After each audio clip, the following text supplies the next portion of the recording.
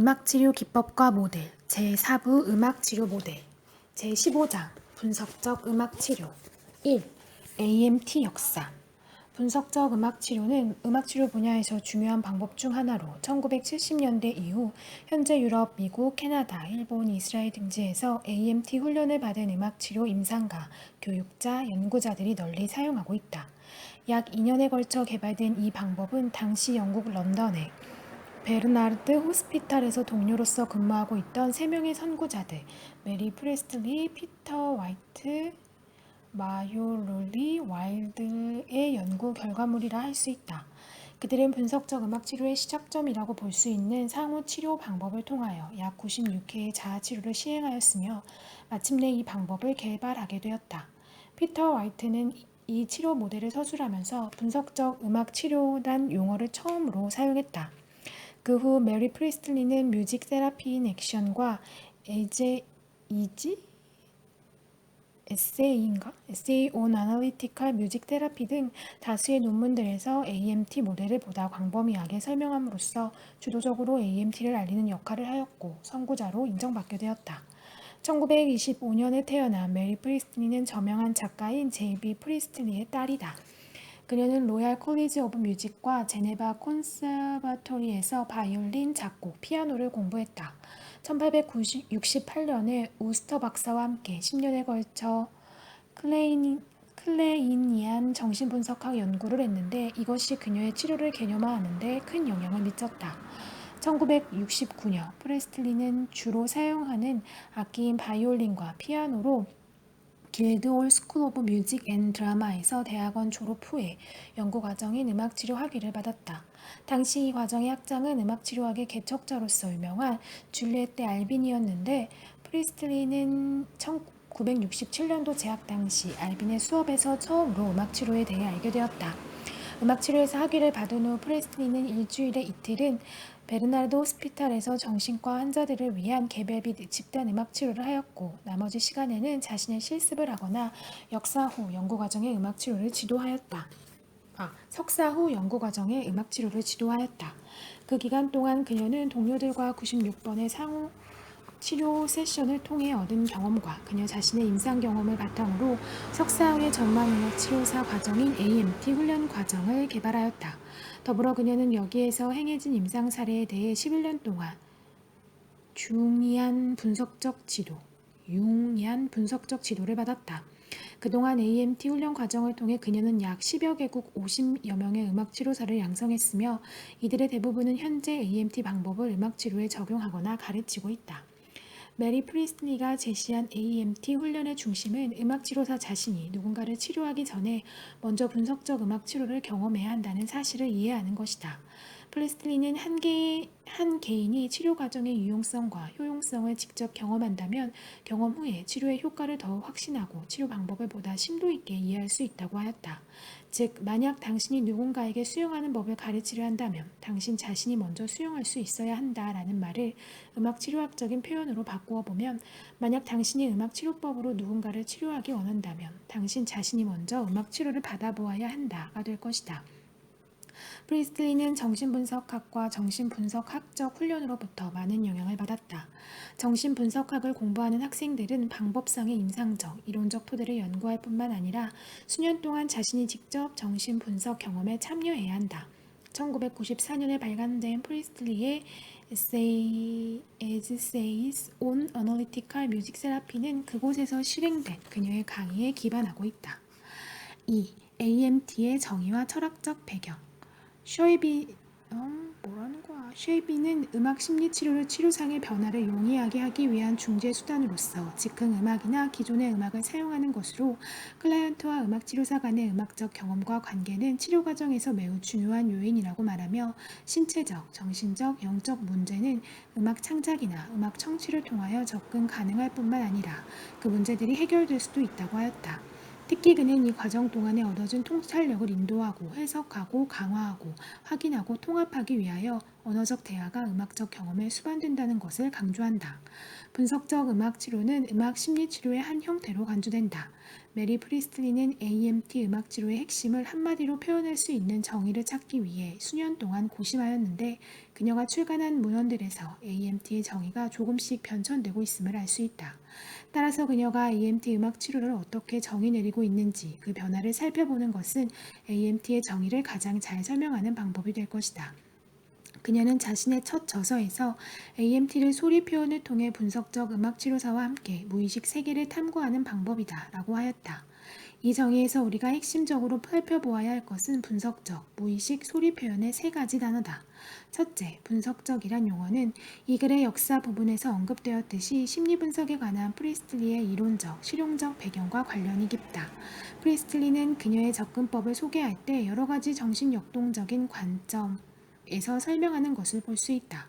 또한 프리스틀리는 정신분석의 바탕을 두면서도 저서의 후반부에서 개인의 한계를 초월한 것처럼 보이는 현상을 언급한다. 그녀는 상호 즉흥 연주를 하는 동안 음악의 질이 변하고 클라이언트와 치료사가 서로를 보완하기 시작하는 것을 볼 수 있다고 설명한다. 그녀는 이러한 경험을 영원한 현재에서 일어나는 수용적 창의적 경험이라고 일컫는다. 영원한 현재란 사람이 시간적 변화를 느낌과 동시에 자신의 감정도 잠잠함에서 경탄으로 변하는 순간을 일컫는다. 프리스틀리는 같은 책에서 상호 즉흥 연주 동안 일어나는 경험에 대해 자세히 묘사하고 있다. 이때 음악은 두 사람보다 더 큰 비중을 차지하는데 오히려 음악이 그들을 연주하고 있다고 느끼게 될 수도 있다. 치료사는 자신이 악기를 연주하기보다 자신이 악기가 되었다고 느끼기도 하며 피아노의 저음을 떨림음으로 치면서 연주자는 마치 높은 곳에 닿는 듯한 역설적 느낌이 드는 의식의 변환이 일어날 수도 있다. 두 연주자는 이상하리 마치 음악을 통해 연합되고 있지만 음악으로 가려진다. 이러한 경험에서 어떤 이는 다른 경험으로의 변화를 체험할 수 있으며 또 어떤 이는 자신의 특성들을 넘어서 오히려 전보다 더 큰 존재가 되는 듯한 느낌을 얻을 수도 있다. 한편 분석적이란 용어는 클라이언트의 통합된 감정, 즉 신체적 인식과 인지적 통찰을 위한 즉흥 연주의 언어적 과정을 의미한다. 이 과정은 세션에서 연주한 녹음된 음악 테이프를 클라이언트와 음악 치료사가 함께 청취함으로써 이루어진다. 프레스틀리는 클라이언트의 허락하에 이루어진 오디오, 비디오 녹음이 클라이언트의 세션 과정, 세션 후, 그리고 다음의 세션을 위해 필수적이라고 설명한다. 둘째, 무의식이란 용어는 프로이드의 지형학적 정신 모델에 근거하고 있다. 프로이드 무의식의 전 존재 개념을 의식, 전의식, 무의식의 지형학 모델로 체계화하였다. 그리고 개인의 도덕적, 양심에 해당하는 초자아, 사고적 존재로 본 자아, 성 욕구와 공경 욕구의 두 가지 본능에 의해 영향을 받는 존재로 본 원초아의 구성적 모델을 제시하였다. 고 프리스틀리는 언급했다. 의식, 전의식, 무의식은 의식의 세 가지 수준이다. 우선 의식은 사고와 개념 등 인간이 인식하는 것을 의미한다. 개인은 이러한 의식적 경험을 언어화할 수 있고 논리적으로 생각할 수 있다. 전의식은 장단기 기억과 이미 저장된 지식을 의미하는데 이것은 개인이 지속적으로 의식하고 있지 않지만 필요할 시에 쉽게 의식으로 전환할 수 있다. 끝으로 무의식은 분노, 갈등, 고통과 얽힌 격분, 감정, 사고를 위한 용기 등과 같이 받아들여지지 않는 성욕, 이기적 욕구, 두려움, 비이성적 소망, 부끄러운 경험, 폭력적 동기 등이라 볼 수 있다. 프로이드는 이러한 감정과 사고는 겉으로 드러나지는 않지만 개인의 행동과 의식적 인식에 영향을 미친다고 하였다. 그러나 무의식이 직접적으로 인식에 연결된다고 보지 않았다. 개인이 정신을 빙산에 비교한다면 보이는 것은 단지 빙산 전체의 10%일 뿐이고 나머지 90%는 물 아래에 있어서 보이지 않는다. 이러한 무의식을 반영하고 의식 속으로 일깨우는 음악의 능력, 특히 즉흥 연주의 능력을 바로 프리스틀리는 음악 치료에서 활용하고 있다. 그녀는 무엇보다도 무의식애로의 접근 방법과 의식적 요소 탐구를 위한 방법을 연구에 초점으로 하였다. 프리스틀리는 종종 악기의 무의식적인 사용과 그것을 어떻게 클라이언트가 연주하는가가 그의 무의식적 욕구, 소망 혹은 동기를 반영한다고 말한다. 프리스틀리의 첫 번째 저서에는 정신분석과 분석적 심리학의 저항, 전이, 역전이, 역행, 그림자, 자아, 초자아, 방어, 심리성적 단계, 자유연상 등과 같은 용어들이 빈번히 등장하고 있으며 이와 함께 앞서 언급한 RCE 경험과 같은 새로운 어휘도 사용되고 있다. 셋째, 프리스틀리는 음악 대신 소리 표현이라는 용어를 사용하였다. 그녀는 치료 안에서 영향을 발휘하는 음악에 대해 폭넓게 수용하고 있다. 깊은 한숨, 휘파람, 하품, 비명, 신체에서 나는 소리, 울음소리 등은 음악적으로 의미 있는 상황에서 음악으로 간주될 수 있다. 쉐이비의 논문 음악 치료의 상호주관적 접근, 음악 심리 치료학적 맥락에서의 동일시와 음악 역전이의 과정에서 그 좋은 사례를 엿볼 수 있다. 이 사례의 클라이언트는 세션의 마지막 단계에서 기분이 다소 침체되어 울음을 터뜨리게 되는데 그 울음은 음악 치료사가 연주하는 피아노 음악과 융화되어 지속된다. 클라이언트의 음성적 표현과 음악 치료사의 음악은 서로 밀접하게 연결되어 있어서 클라이언트의 울음조차도 음악의 구절과 강약과 어우러져 또 다른 음악적 표현이 되는 것이다. AMT 음악 치료사는 클라이언트의 음악적 언어와 호흡을 맞추기 위하여 어떠한 음악적 스타일로도 즉흥 연주할 수 있어야만 한다. 클라이언트의 음악적 문화 배경은 그 나름대로의 음악적 언어에 맞추어져 이해되어야 하는데 이를 위해 음악 치료사는 각 클라이언트의 개성에 맞추어 음조와 무조를 함께 즉흥 연주로 소화할 수 있어야 할 것이다. 프리스틀리가 내린 두 번째 정의는 헤데크 분석적 음악 치료 강의에서 찾아볼 수 있다.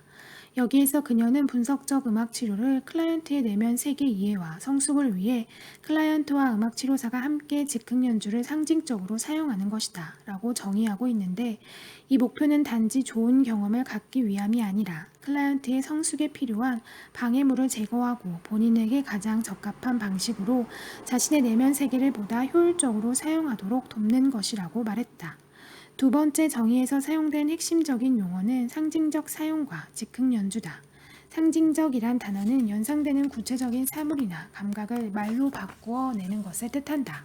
즉 상징화는 추상적 혹은 지각할 수 없는 사물을 상징적으로 표현하는 것으로 우리가 자는 동안 꿈속에 나오는 형태, 그림, 사람, 동물 등 사실상 외상계에 존재하지 않는 것을 우리의 삶 속에 존재하는 어떤 것으로 상징적으로 나타내는 것이다.